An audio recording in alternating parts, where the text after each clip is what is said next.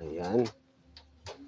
Ayan guys, tignan nyo kung paano set up ng mga forma namin. Balikan yan siya.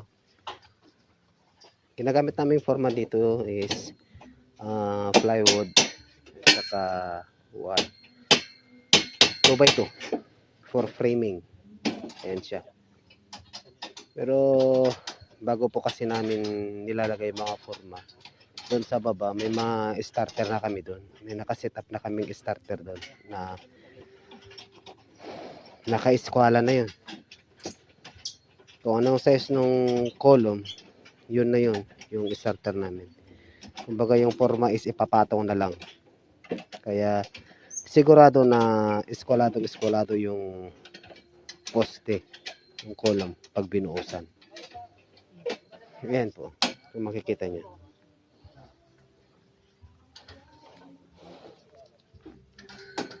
Ayan.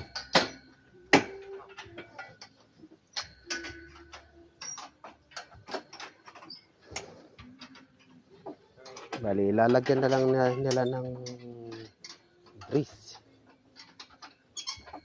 para pag makatan ng halo eh, hindi bubuka. Ayan. Instead na kahoy yung gagamitin nilang pang grease is tobo na lang. At clamp, swivel clamp yung ginagamit namin para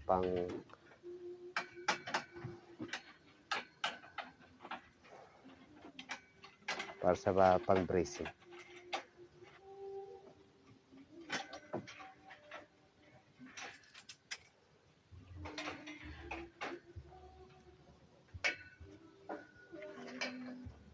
Kapag nakaset up na yan guys, tatapal na lang nila yung isang forma.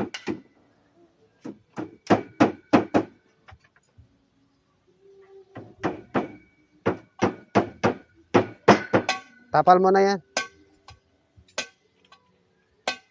Tapal mo lahat sa kaya forma.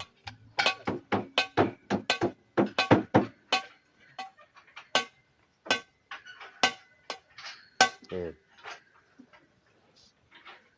Ito guys, ibababa na yung pang sarado, yung isang forma. Para matakpan na yung pag nilagyan ng grease na yun, okay na. Pwede nang buhusan. Pero bago bubuhusan eh, double check pa namin yung eskwala niya. And then, yung hulog niya. Dapat nakahulog siya. Nakahulog, taka-eskwala. Para pag nabuhusan is yung malinis siya. Yung hindi magastos sa palitada. Karamihan kasi pag yung mga ibang nagpo-forma dyan, basta mapormahan lang, okay na. Hindi nila tinitignan yung eskwala at saka yung hulog. Kaya pagdating ng plastering is maraming lalamunin na semento at saka buhangin sa plastering. Ayan po guys, napal na. So lalagyan na lang ng pressure.